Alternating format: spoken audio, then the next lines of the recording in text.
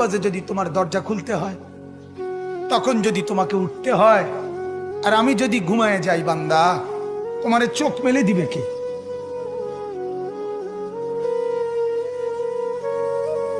এই বাপ, চোখ মেলে দিবে কে?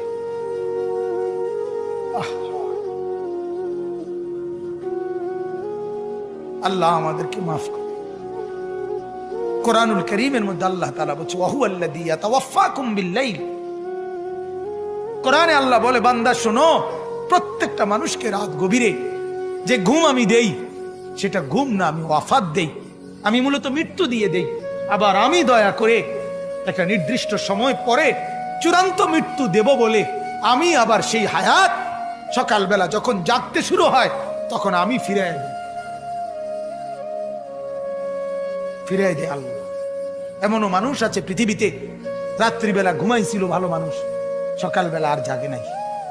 আমার একজন দূরসম্পর্কীয় চাচা আছে, প্রফেসর ছিলেন, ভালো মানুষ ছিলেন, রাত্রিবেলা জলজ্জান্ত মানুষ ঘুমাইছে, সকালবেলা আর দরজা খুলে দেখছে ওই মানুষটা জীবিত ছিল না, মারা গেছে। হতে পারে না? হতে পারে কিনা বলেন না? তাইলে বছরের পর বছর, মাসের পর মাস, এই বাপ, বাহিরের কারো চিন্তা করে বাদ দেন। আপনারা যারা বসছেন, আপনাকে বলছি, আপনি কষ্ট করে বসছেন, রাতের 12টা বাজে, রাতের 12টা বাজে, এত কষ্ট করে বসছেন, বিনিময়ে একটু ভাবেন, একটু ভাবেন, অনুরোধ আমার, একটু ভাবেন। আজ মাঝে মাঝে মন চায় আল্লাহর বান্দা মুসলমানদেরকে বুকে জড়ায় ধরে কাঁদি যে বাপ, কেন এত ভুল করছেন? আল্লাহকে কেন এত নারাজ করছেন? যার বিবি বেপর্দা, আপনি আল্লাহকে কত পরিমাণ নারাজ করাচ্ছেন। যার স্ত্রী, যার মেয়ে বেপর্দা, আপনি আল্লাহকে কি পরিমাণ নারাজ করছেন বলেন? এক কুকুর মরলে, লাশ ফেলে রাখলে যেই দুর্গন্ধ ছড়ায়, সেই দুর্গন্ধে অল্প কিছু মানুষের কষ্ট হয় কিছুক্ষণ, কিন্তু এক নারী বেপর্দা হাঁটলে যে যুবকগুলোর চরিত্র নষ্ট হয়, সেই নারী এক মরা লাশওয়ালা কুত্তার চাইতে বেশি দুর্গন্ধ ছড়ায়। কুকুরের দুর্গন্ধ এত বেশি ছড়ায় না, বেপর্দা নারীর দুর্গন্ধ যে পরিমাণ ছড়ায়। সে তো শত শত যুবক তার চরিত্র শেষ করে দিয়েছে।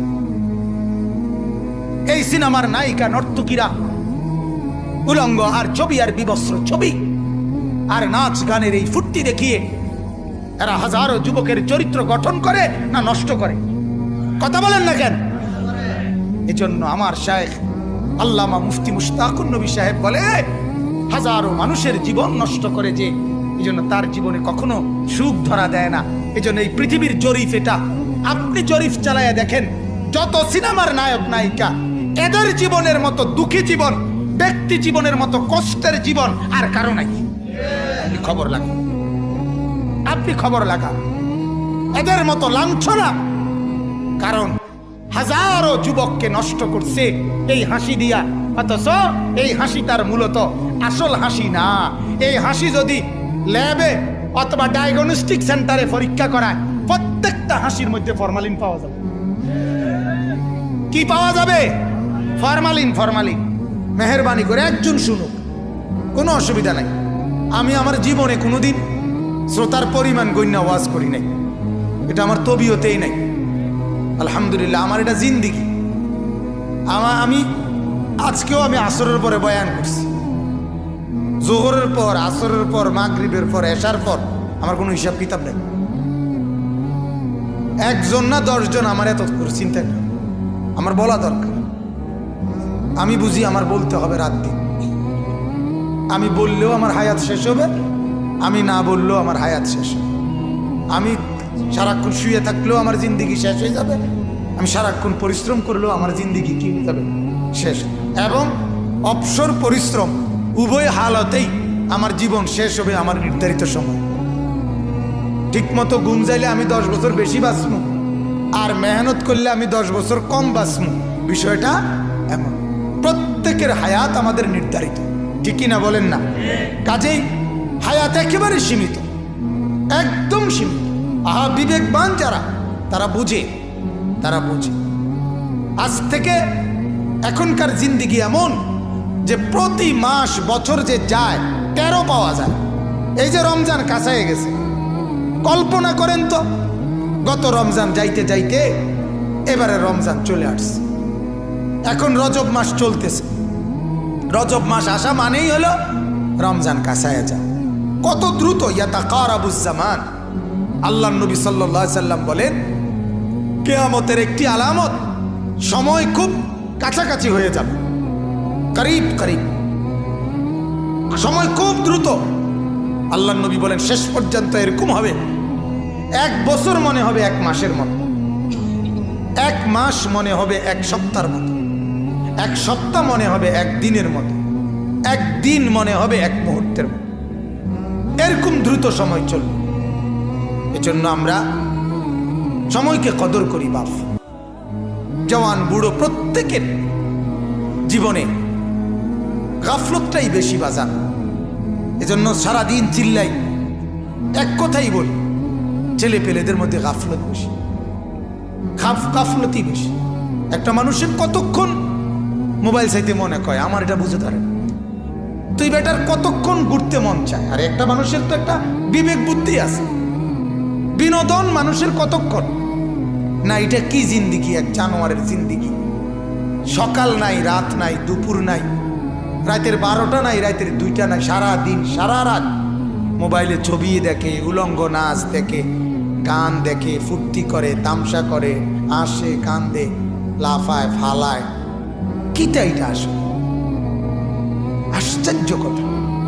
এতটা সময় মানুষ, যুবক, শক্ত সামর্থ্য মানুষ কাম না করে থাকে কেমনে, পরিশ্রম না করে থাকে কেমনে মানুষ? 2 ঘন্টা আমি আমার এখনো 2 ঘন্টা আমার হাতে কোনো কাজ না থাকলে আমার কাছে অস্থির লাগে। যারে কই কি অনেকক্ষণ হয়ে গেছে, কোনো না কোনো দিনই কাজ করি নাই। এটা তো এক ইমানদারের আখিরাতের ফিকির চাকাচা। হাদিসের মধ্যে আছে, ফজরের নামাজ পড়ার পরে আল্লাহ নবী সাল্লাল্লাহু আলাইহি সাল্লাম মাঝে মাঝে জোহরের নামাজের ওয়াক্ত হতেই, মানে ওয়াক্ত হইলেই নবীজি বলতেন সাথে সাথে, ইয়া বেলাল কুম, ও বেলাল ওঠো না, আরে আজান দাও, আরিহনা বিসসালাহ। অনেকক্ষণ হয়েছে, সেই ফজর, সেই সকাল 6টা বাজে নামাজ পড়ছি, এখন দুপুর 1টা বাজে গেছে, বেলাল লম্বা সময় হয়ে গেছে, মাওলার সেজদা দেই না, অনেকক্ষণ হয়ে গেছে, জলদি আজান দাও, সেজদা দিয়ে কলিজাটা ঠান্ডা করি। হাদিস, আরিহনা বিসসালাহ, রাহাত। আল্লাহ নবী বলতেন, বেলাল দিলটা শান্ত করতে চাই, মন বড় বেচাইন লাগতেছে, অনেকক্ষণ হয়ে গেছে, নামাজ পড়ি না। আহা, সারাদিনে একটা সেজদা জোটে না, 1 সপ্তাহে 1 ওয়াক্ত নামাজ পড়ে না, 1 মাসে 1 ওয়াক্ত নামাজ পড়ে না, 1টা বছর কোনোদিন ফজরের নামাজের সেজদা দিতে পারলো না। হায় হা, তার হালাত কি আসলে, কি অবস্থা বলেন না, ভাবেন না, কি জীবন, কেমনে রাত কাটায়, কেমনে দিন কাটায়, কিভাবে জিন্দিগি পার করে। আহারে, আহ আহ, এই ঘুরতেছে ফিরতেছে, কার মেয়ের পিছনে ঘুরতেছে, কার মাইয়া দেখতেছে, উলঙ্গ ছবি দেখতেছে, নর্তকী দেখতেছে, কিতা দেখে, কি করে, লাভ কি, লোকসান কি, কিচ্ছুর কোনো খবর, কোনো জিন্দিগির কোনো দিক নির্দেশনা, জিন্দিগির কোনো লক্ষ্য, টার্গেট কিচ্ছু না, কিচ্ছু। এমনিতেই চলছে ফিরছে, খাইতেছে, ঘুমাইতেছে। এই হলো হালাত। লাখ লাখ যুবক যুবতীর, ছেলে মেয়ের জীবন, যাদের জীবনের কোনো গন্তব্য নাই। যে নৌকায় উঠছে সেটা কোথায় ভিড়বে জানে না, কোথায় ভিড়বে জানে না, জিন্দিগি কোথায় গিয়ে লাগবে। মন চাইলে বিদেশ গেলাম, মন না চাইলে দেশে কাম করলাম, হ্যাঁ, একটা না একটা কিছু।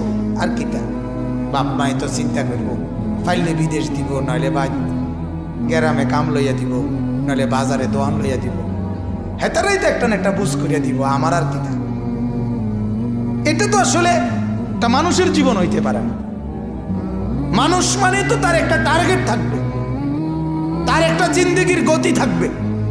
আমি তো হাইওয়ান না, আমি জানোয়ার না ভাইয়া, আমি তো পশু না। আমার জীবনের একটা লক্ষ্য উদ্দেশ্য আছে। একটা বাসে উঠার পরে যদি কন্ট্রাক্টর জিজ্ঞাসা করে, ভাই তুমি কোথায় নামবা, সে যদি বলে তা আপনার মন মতো একখানে নামাই দিয়ে, কথা কয় না, পুরা বাসের প্যাসেঞ্জার তারে পাগল কইতো না, আরে এই ছাগল কীর্তি উঠাইলি, এটা কিতে রে কি একখানে নামাই দিত, এই পাগল কীর্তে গায়, বলবে কি না বলেন? তো তাইলে একটা ছেলেকে যখন জিজ্ঞাসা করে কি করো, কয় ঘুরি গাড়ি আরি, পাগলে না তুই বেটা, গরজ গারজ কি দাবা, সুস্থ মানুষ আপনি ঘুরে গাড়ে কেমনে বলেন আপনি? কয় ঘুরি গাড়ি আরি, ঘুরে গাড়ে বলে এই ঘুরে গাড়ে। সেই 3টা বাজে বাইরেছে, রাতের 12টা বাজে ঘরে আসছে, কিতা করছে? গুচ্ছি খাচ্ছি, বন্ধুদের লগে আড্ডা দিছি। কিতা আড্ডা? কিতা আড্ডাটা কি? কি আড্ডা কি দিছ? আহা, কিছুই জানে না। বন্ধু তুমি আজ যতই আড়াল হও, ছেলেরা যত আড়ালই হোক, বাবারা যত আড়ালই হোক, আজকে হুজুরের সামনে গেলেন না, আজকে মসজিদের সামনে গেলেন না, আজকে দ্বীনের সামনে গেলেন না, আজকে মনে করলেন আপনি মসজিদে না গিয়েও তো জিন্দেগি চলে, হুজুরের কাছে না গিয়েও তো জিন্দেগি চলে, নামাজ ছাড়াও তো ভাত মেলে, আমিও তো বলি মিলে। আরে নামাজ ছাড়া ভাত তো কুত্তারও মেলে, ভাত তো জানোয়ারেরও মেলে, ভাত তো বেঈমানেরও মেলে। এটা তো আশ্চর্যের কিছু না বেটা। ভাত খাবার, এটা তো বেঈমানেও খায়।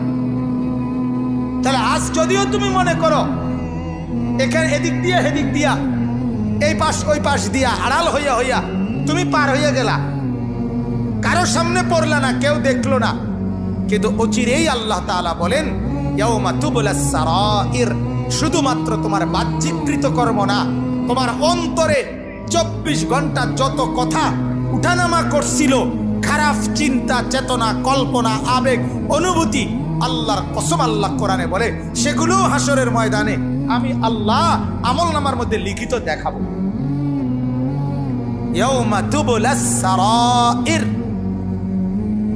বুঝেন? এখন তো দিলের কথা কেউ জানে না, আপনার ভিতরে কি ঘুরতেছে আমি জানি, আপনি জানেন আমার দিলে কি ঘুরতেছে।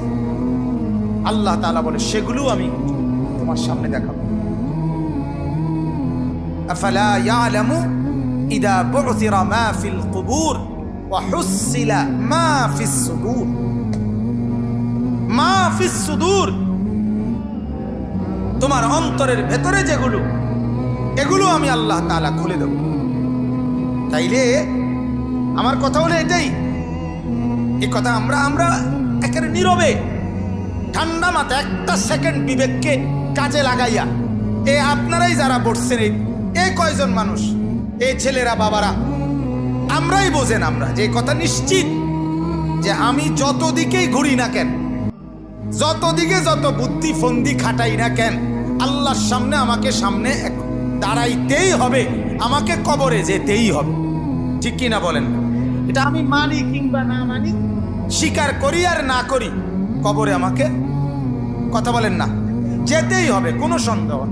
যেহেতু কোনো সন্দেহই নাই, যেহেতু কোনো এই ব্যাপারে কোনো সন্দেহ নাই, অতএব আল্লাহর কথা মেনে নেওয়ার মধ্যেই কামিয়াব। কারণ ওনাকে ছাড়া যেহেতু আমার আর কোনো কি নাই উপায়। কুল ইন্নাল মাউতাল্লাযী তাফিররুনা মিনহু ফাইন্নাহু মুলাকীকুম, আল্লাহ তাআলা বলেন ও বান্দা, মৃত্যু থেকে তুমি যেখানেই পলায়ন করো না কেন, মৃত্যু তোমার সাথে মোলাকাত করবেই করবে।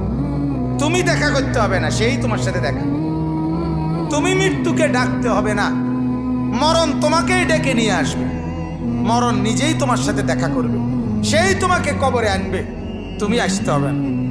হাদিসের মধ্যে আছে, আল্লাহর নবী সাল্লাল্লাহু আলাইহি ওয়াসাল্লাম হাদিসে ইরশাদ করেছেন, প্রত্যেকটা নাফরমানের লাশ যখন খাটের মধ্যে করে কাঁধে তোলে, মানে কবরস্থানে নেওয়ার জন্য যখন লাশ খাটের মধ্যে কাঁধে তুলে নেয়, তখন এই পরিমাণ চিৎকার করে ওই নাফরমান লাশের খাটের মধ্যে। আল্লাহর নবী সাল্লাল্লাহু আলাইহি সাল্লাম বলেন, যদি একটা সেকেন্ডের চিৎকার তোমরা ওই নাফরমানের শুনতা, তাহলে পৃথিবীর কোনো মানুষ কাউকে কান্দে আর লাশের খাটিয়া তুলতো না, বরং ফেলে রাখতো আর কুকুর বিড়ালে খাইতো। এরা শুধু চিৎকার করে নাফরমান বলে, আল্লাহর দোহাই আমার স্বজনরা আমার ওইদিকে নিও না, ওই কবরে আমারে নিও না, নিও না আমারে ওইখানে, নিও না আমারে, নিও না। হায় তোমরা আমারে কই নিচ্ছ? তোমরা না আমার স্বজন, তোমরা না আমার সন্তান। গতকালকের আগের দিন আমি এক মসজিদে আসরের নামাজ পড়ছি। তো মসজিদের পাশে কবরস্থান, এই কবরস্থানে আপনার আমার পরিচিত, আমার মাদ্রাসার সামনে। তো মসজিদের যে অজুর জায়গাটা, কবরস্থানের ওয়ালটা ঘেঁষা অজুর জায়গা। এই কবরস্থানের ভিতরে একটা কবর আপনার, আমি নিজে ওনার জানাজায় ছিলাম। উনি ইটালি প্রবাসী, অনেক সম্পদওয়ালা, অনেক মালওয়ালা ছিল। উনি মারা গেছেন, ওনার দাফন হয়েছে এটার ভিতরে।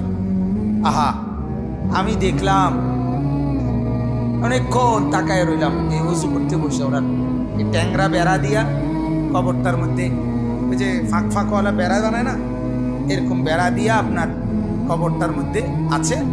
আর এই পুরাটা কবরের এই জায়গাটা এই পরিমাণ আগাছা, পাতা লতা পাতা ভরে রয়েছে।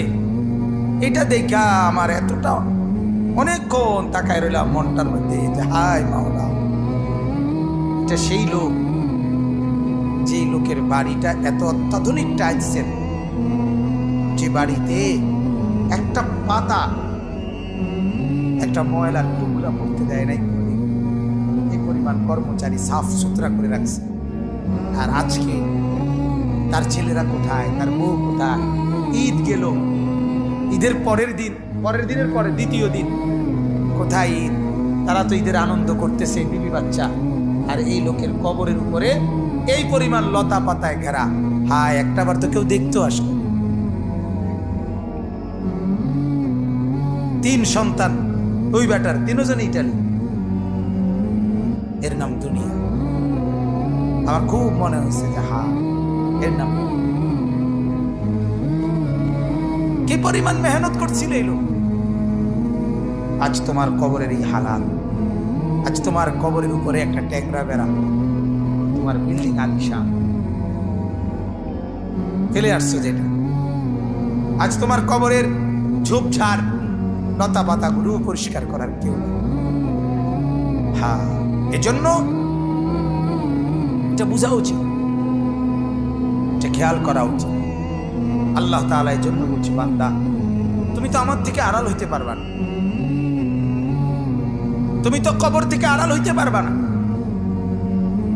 কেমনে আড়াল হইবে?